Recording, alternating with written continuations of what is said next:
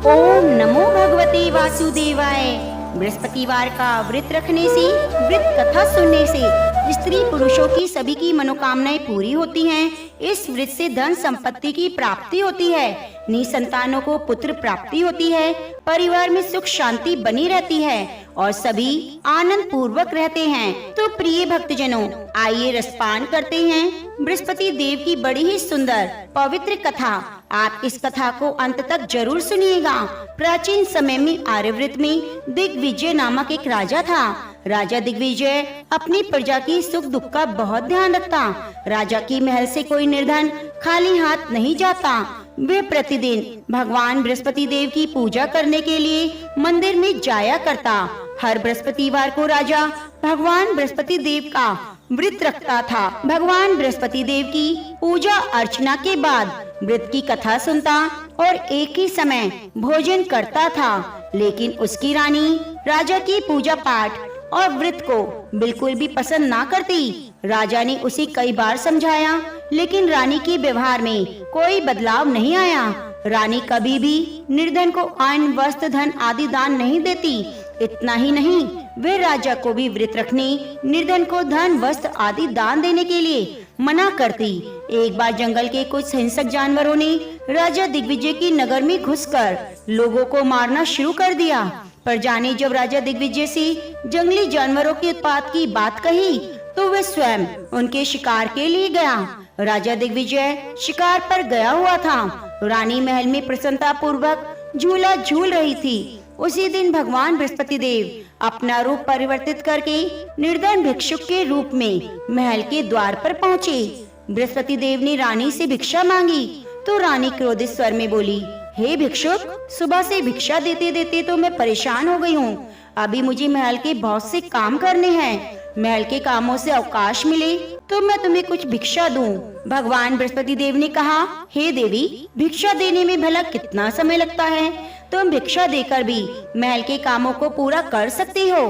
भिक्षुक के वचन सुनकर रानी ने क्रोधित होकर कहा, लोगों को दान देने के लिए तो मेरे पति ही बहुत हैं। वे हर समय भिक्षुकों को अन्न वस्त्र आदि दान देते रहते हैं। उनकी इस तरह दान देने से मैं बहुत तंग आ चुकी हूँ। इससे तो अच्छा हो हमारा सारा धन ही समाप्त हो जाए, ताकि प्रतिदिन दान देने के कष्ट से मुक्ति मिले।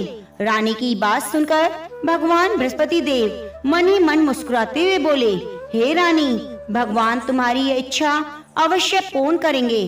तुम इस समस्या से छुटकारा पाना चाहती हो तो बृहस्पतिवार को सुबह सूर्य उदय से पहले मत उठना। जब सूर्य की तेज धूप निकल आए तभी उठना। फिर पूरे महल को गोबर से लीपकर सिर से पांव तक स्नान करना। अपने लंबे बालों को अवश्य धोना। राजा से कहना वह बृहस्पतिवार को हजामत बनाए। राजा को भोजन में मांस मदिरा अवश्य देना। निरंतर 7 बृहस्पतिवार तक ऐसा करने से तुम्हें धन की मुसीबत से अवश्य मुक्ति मिल जाएगी। इतना कहकर भिक्षुक का रूप धारण किए भगवान बृहस्पति देव कुछ दूर चलकर अदृश्य हो गए। रानी अपने पति की आदत से ऐसे ही बहुत परेशान हो चुकी थी, इसलिए कुछ सोचकर उसने परेशानी से छुटकारा पाने के लिए भिक्षुक की बताई बातों का पालन करने का निश्चय किया। राजा ने रानी को ऐसा ना करने के लिए कहा, लेकिन रानी अपनी जिद पर अड़ी रही। उसने राजा को धमकी दी, यदि तुमने मेरी कथा अनुसार काम नहीं किया तो मैं महल छोड़कर चली जाऊंगी। रानी की इस बात से राजा बहुत डर गया, क्योंकि रानी के महल छोड़ देने से पूरे राज्य में उसकी बदनामी हो सकती थी। विवश हो राजा को रानी की बात स्वीकार करनी पड़ी। 3 बृहस्पतिवार के बाद उसे कुछ करने की जरूरत नहीं पड़ी, क्योंकि तीसरे बृहस्पतिवार को ही सारा धन समाप्त हो गया। राजा का अन्न भंडार खाली हो गया। दूसरों को अन्न वस्त्र दान देने वाला राजा खुद अन्न के अभाव में भूखा मरने लगा। उस समय राजा ने अपनी रानी से कहा, रानी, अब मैं इस नगर में नहीं रह सकता। यहाँ तो हम किसी से भिक्षा भी नहीं मांग सकते, इससे हम अपमानित होंगे। मैं अब परदेश जा रहा हूँ, वहाँ कोई काम धंधा करूँगा, शायद हमारे भाग्य बदल जाएं।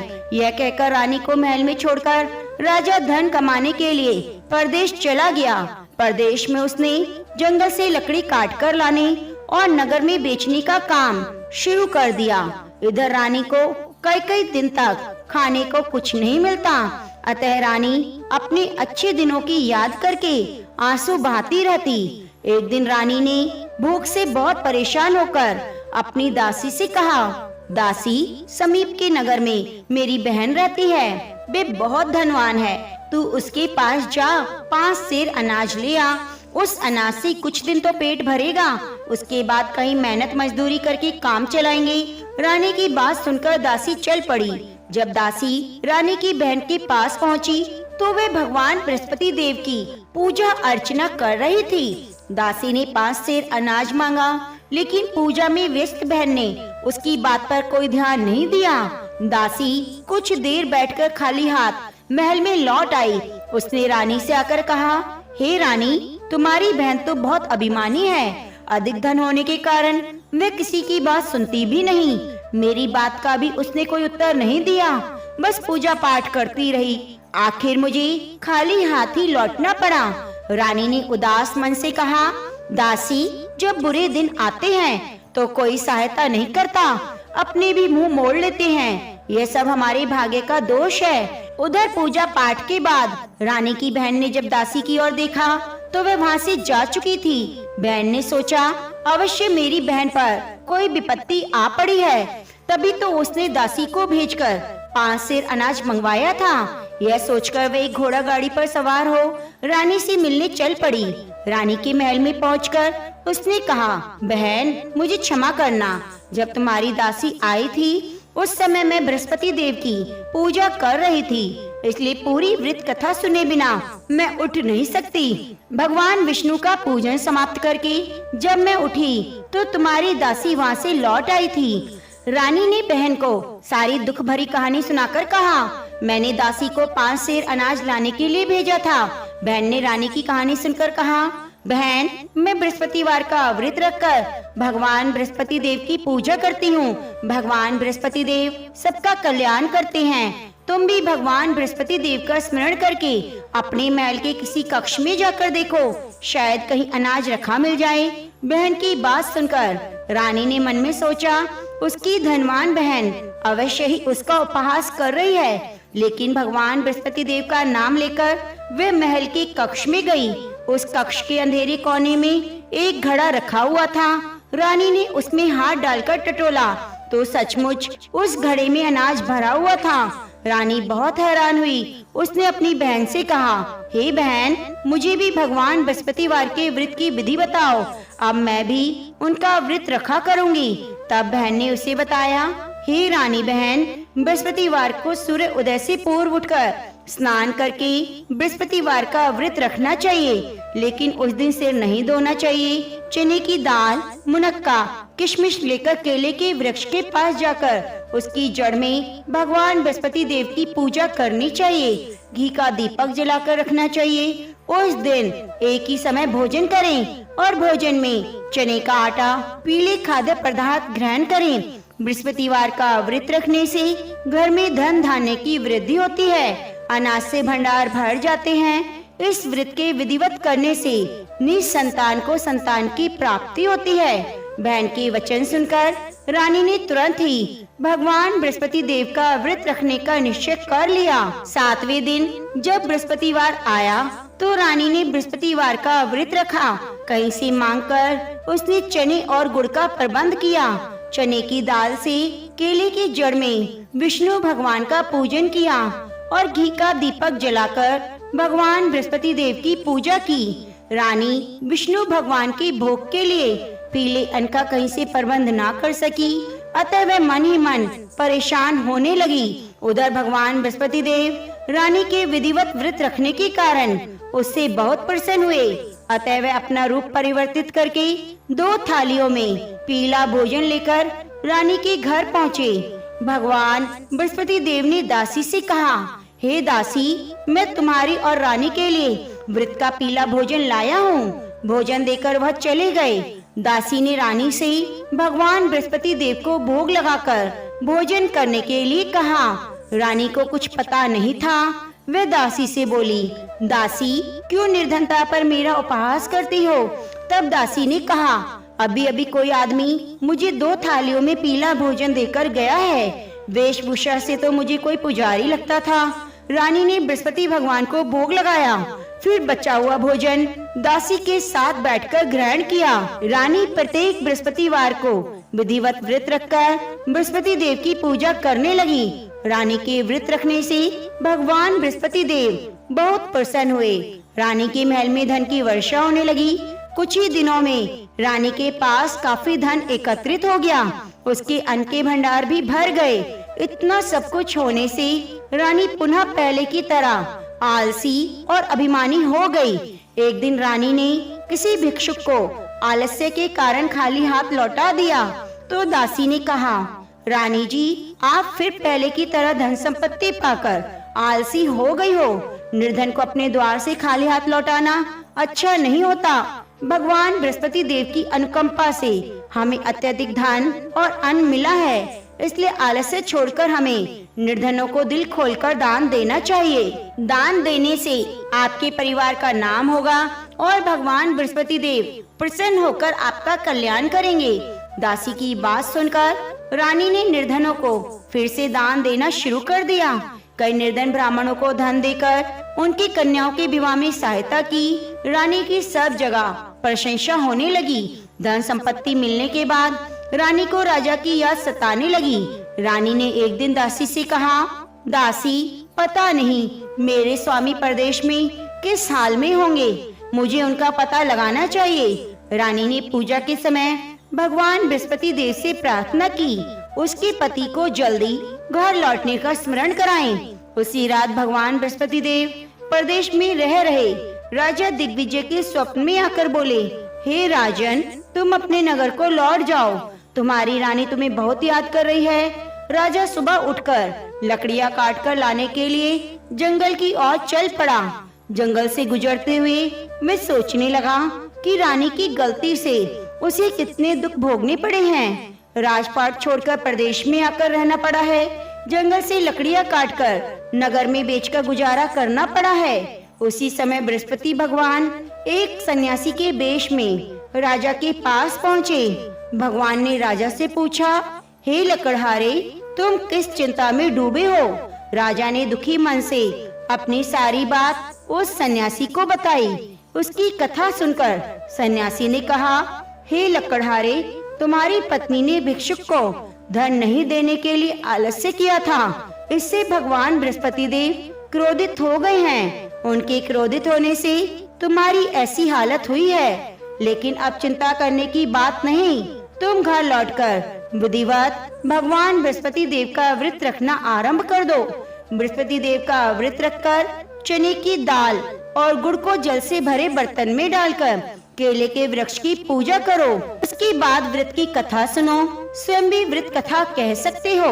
इस प्रकार व्रत करने से भगवान बृहस्पति देव तुम्हारी सभी मनोकामनाएं पूरी करेंगे। राजा ने सन्यासी से कहा, हे सन्यासी, मैं भगवान बृहस्पति देव की पूजा करना तो चाहता हूँ, लेकिन लकड़ियाँ काटकर बेचने से बस अपना पेट भर पाता हूँ। भगवान की पूजा के लिए धन कहाँ से लाऊं? राजा की बात सुनकर सन्यासी का रूप धारण किए भगवान बृहस्पति देव ने कहा, भगवान बृहस्पति देव का स्मरण कर तुम जंगल में जाकर लकड़ियाँ काटना, फिर उन्हें नगर में ले जाकर बेचना। तुम्हें इतना धन मिल जाएगा कि तुम अपने भोजन के साथ गुड़ और चने भी खरीद सकोगे। यह कहकर सन्यासी ने भगवान बृहस्पति देव की कथा लकड़हारे को सुनाई। प्राचीन समय में बसंतपुर नगर में एक निर्धन ब्राह्मण रहता था। ब्राह्मण की कोई संतान नहीं थी। उसकी पत्नी बहुत फूहड़ औरत थी। सुबह काफी धूप निकलने के बाद उठती, प्रतिदिन स्नान न करती, भगवान की पूजा करने की तो कभी सोचती भी नहीं। सुबह उठते ही पहले भोजन करती। घर में सफाई करना कतई पसंद नहीं था। ब्राह्मण अपनी पत्नी के इस आचरण से बहुत दुखी रहता। भगवान की अनुकंपा से उस ब्राह्मण की पत्नी गर्भवती हुई। उसने 10वें महीने में एक सुंदर कन्या को जन्म दिया। निर्धन ब्राह्मण कन्या के जन्म से बहुत दुखी हुआ। धीरे धीरे ब्राह्मण की कन्या बड़ी होने लगी। बचपन से उस कन्या की रुचि भगवान विष्णु की पूजा में थी। वे प्रातः उठते ही स्नान आदि करके भगवान विष्णु की पूजा करने मंदिर में जाती। बृहस्पतिवार का व्रत रखकर विधिवत पूजा पाठ करती, फिर पढ़ने के लिए पाठशाला जाती, फिर घर से लौटते हुए मुट्ठी जौ भरकर ले जाती और रास्ते में थोड़े थोड़े जौ गिराती जाती। जब वह पाठशाला से घर लौटती तो जौ के दाने सोने में बदले हुए मिलते। लड़की सभी सोने के दाने बीन लाती। एक दिन जब वह सोने के दानों को साफ कर रही थी तो उसकी माँ ने कहा, बेटी, सोने के दाने साफ करने के लिए सोने का सूप होना चाहिए। अगले दिन बृहस्पतिवार था। उसने भगवान बृहस्पति देव से पूजा करते हुए प्रार्थना की, हे भगवान, यदि मैंने आपका व्रत विधिवत किया है तो मुझे सोने का सूप दे दो। भगवान बृहस्पति देव ने उसकी मनोकामना पूरी करने का वचन दिया। पाठशाला से लौटते समय उसे रास्ते में एक सोने का सूप पड़ा हुआ मिला। घर लौटकर सोने का सूप अपनी माँ को दिखाकर वह सोने के दाने साफ करने लगी। उस सुंदर लड़की को सोने के सूप में जौ साफ करते देखकर राजकुमार उस पर मोहित हो गया। महल में लौटकर राजकुमार ने राजा से उस लड़की से विवाह करने की इच्छा प्रकट की तो राजा ने ब्राह्मण को महल में बुलाकर राजकुमार से उसकी लड़की के विवाह की बात कही। ब्राह्मण शहर से तैयार हो गया। धूमधाम से उस लड़की का विवाह राजकुमार से हो गया। दुल्हन बनकर ब्राह्मण की लड़की महल में चली गई। दुल्हन बनकर ब्राह्मण की लड़की महल में चली गई। लड़की के चले जाने से ब्राह्मण फिर निर्धन हो गया। उसे कई कई दिन तक भोजन नहीं मिलता। बहुत दुखी होकर ब्राह्मण एक दिन अपनी लड़की के पास गया। अपने पिता से निर्धनता का समाचार सुनकर उसने बहुत सा धन देकर पिता को विदा किया। उस धन से ब्राह्मण के कुछ दिन तो आराम से गुजर गए, लेकिन जल्दी सारा धन समाप्त हो गया। फिर भूखों मरने की नौबत आ गई। ब्राह्मण अपनी लड़की से धन लेने के लिए महल में पहुंचा। लड़की ने पिता की बुरी हालत देखकर कहा, पिताजी, आखिर आप कब तक मुझसे धन लेकर जीवन यापन करेंगे? आप कोई उपाय क्यों नहीं करते जिससे आपका घर धन संपत्ति से भर जाए? ब्राह्मण ने कहा, मैंने तेरी माँ को बहुत समझाया पर उसकी समझ में नहीं आता। उसका फूहड़पन नष्ट हो तो घर की निर्धनता भी दूर हो जाए। तब कुछ सोचकर लड़की ने अपने पिता से कहा, पिताजी, आप कुछ दिनों के लिए माँ को मेरे पास छोड़ जाओ। ब्राह्मण अपनी पत्नी को लड़की के पास महल में छोड़ आया। लड़की ने अपनी माँ से कहा, माँ, तुम प्रातः काल उठकर स्नान आदि करके भगवान विष्णु की पूजा करना। पूजा करने से तुम्हारी निर्धनता दूर हो जाएगी। लेकिन माँ ने उसकी बात नहीं मानी। तब क्रोधित होकर लड़की ने अपनी माँ को एक कक्ष में बंद कर दिया। सूर्य उदय के समय माँ को उठाकर जबरदस्ती स्नान कराया। फिर मंदिर ले जाकर भगवान बृहस्पति देव की पूजा कराई। कुछ दिनों तक ऐसा करने से लड़की की माँ की बुद्धि में परिवर्तन हुआ। वह स्वयं बृहस्पतिवार का व्रत रखने लगी। उसके व्रत रखने से ब्राह्मण के घर में भगवान विष्णु की अनुकंपा से धन की वर्षा होने लगी। दोनों पति पत्नी धन धान्य पाकर आनंद पूर्वक जीवन यापन करते हुए विष्णु धाम को चले गए। लकड़हारा बने राजा ने सन्यासी से भगवान बृहस्पति देव की यह कथा सुनकर बृहस्पतिवार का व्रत रखकर भगवान विष्णु की पूजा की। उस दिन से उसके सभी कलेश दूर हो गए। लेकिन अगले बृहस्पतिवार को कामकाज की अधिकता के कारण वह व्रत रखना भूल गया। भगवान बृहस्पति देव इससे उस लकड़हारे बने राजा दिग्विजय पर बहुत क्रोधित हुए और भूल की सजा दी। उस दिन नगर के राजा ने नगर में घोषणा करके सबको सूचित किया, प्रत्येक नागरिक मेरे महल में भोजन करने आए। जो नहीं आएगा उसे भारी दंड दिया जाएगा। लकड़हारा बने राजा ने उस नगर की राजा की घोषणा तो सुनी, लेकिन जंगल से लकड़ी काट कर लाने और उसे बेचने में देर हो जाने के कारण वह समय पर महल में भोजन करने नहीं जा सका। अतः राजा के सैनिक लकड़हारे को पकड़कर महल में ले गए। राजा ने उसे महल के कक्ष में बिठाकर भोजन कराया। उस कक्ष में खूंटी पर रानी का सोने का हार लटका हुआ था। लकड़हारा अकेला उस कक्ष में भोजन कर रहा था। तभी उसने एक आश्चर्यजनक घटना घटते देखी। देखते ही देखते खूंटी हार को निगल गई। थोड़ी देर के बाद नगर के राजा ने हार को गायब देखा तो लकड़हारे को कारावास में डलवा दिया। लकड़हारा मन ही मन अपने भाग्य को कोसने लगा। तभी उसे जंगल में मिले सन्यासी का स्मरण हो आया। थोड़ी देर में भगवान बृहस्पति देव सन्यासी के रूप में उसके सामने प्रकट हुए और कहा, हे लकड़हारे, तूने भगवान बृहस्पति देव की पूजा नहीं की, इसी कारण तुम्हें कष्ट हुआ है। लेकिन अब चिंता मत करो, बृहस्पतिवार के दिन कारागार के दरवाजे पर पैसे पड़े मिलेंगे। भगवान बृहस्पति देव का व्रत रखकर पैसों से पूजा सामग्री मंगाकर पूजा करोगे तो तुम्हारे सभी दुख दूर हो जाएंगे। बृहस्पतिवार के दिन दरवाजे पर पड़े मिले पैसों से चने और गुड़ मंगाकर लकड़हारे ने बृहस्पतिवार की कथा सुनी तो भगवान बृहस्पति देव ने प्रसन्न होकर नगर के राजा को स्वप्न में लकड़हारे को कारागार से मुक्त करने को कहा। सुबह राजा ने अपने कक्ष में जाकर देखा तो खूंटी पर रानी का हार मिल गया।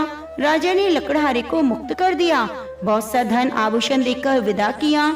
लकड़हारा बना राजा उस नगर से चलकर अपने नगर पहुंचा तो नगर में कुएं, धर्मशाला, बाग बगीचे देखकर बहुत खुश हुआ। राजा ने एक व्यक्ति से पूछा, ये कुएं, धर्मशाला किसने बनवाई है? उस व्यक्ति ने राजा को बताया, ये सब रानी और दासी ने बनाई हैं। राजा नगर के जिस भी आदमी से इसके बारे में पूछता तो सभी रानी और दासी का नाम बताते। राजा जब महल में पहुंचा तो रानी ने उसका भव्य स्वागत किया। तब राजा ने निश्चय किया, सप्ताह में एक बार तो सभी बृहस्पति देव का व्रत और पूजन करते हैं, परंतु मैं प्रतिदिन व्रत किया करूँगा, दिन में 3 बार कथा कहा करूँगा। अब राजा हर समय दुशाले में चने की दाल बांधे रहता, दिन में 3 बार बृहस्पति देव की कथा कहता। कुछ दिनों के बाद राजा को अपनी बहन की याद आई। एक दिन घोड़े पर सवार होकर राजा अपनी बहन से मिलने चला। अभी राजा नगर के बाहर ही पहुंचा था कि उसने कुछ लोगों को शव ले जाते हुए देखा। राजा को स्मरण हो आया कि आज उसने किसी को बृहस्पतिवार की व्रत कथा नहीं सुनाई है। राजा ने लोगों को रोककर कहा, भाइयों, आप शव ले जाने से पहले मुझसे बृहस्पतिवार की कथा सुन लें। लोगों ने राजा पर क्रोधित होते हुए कहा, तुम पागल तो नहीं हो गए? लेकिन कुछ बुरे लोगों ने कहा, अच्छा भाई, हम तुम्हारी कथा भी सुन लेंगे, चलते चलते सुना लो। राजा ने चलते हुए आधी कथा सुनाई। शव हिलने लगा। राजा की पूरी कथा सुनते ही शव उठकर बैठ गया। लोगों ने हैरानी से दांतों तले उंगली दबाई और अगले बृहस्पतिवार से भगवान बृहस्पति देव का व्रत रखने, कथा सुनने का निश्चय कर लिया। घोड़े पर सवार राजा चलते हुए किसान के पास पहुंचा। किसान अपने खेत में हल चला रहा था। उसे देखकर राजा ने कहा, अरे भाई, मुझसे मेरी बृहस्पतिवार की कथा सुन लो।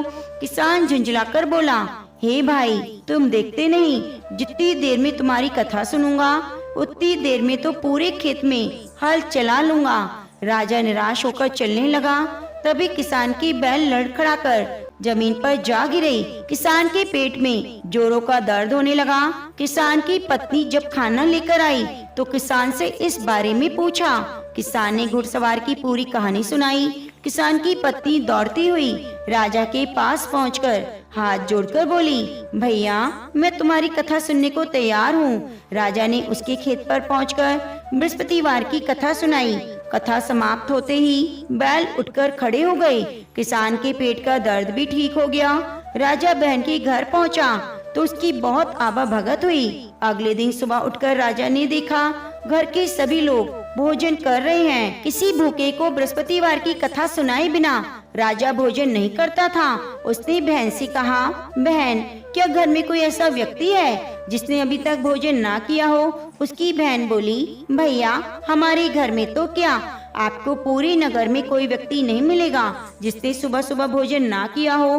तब राजा बहन के घर से निकलकर बिना भोजन के व्यक्ति की तलाश के लिए नगर में घूमने लगा। एक गडरिये के घर में उसका बेटा बीमार होने के कारण भूखा रह गया था।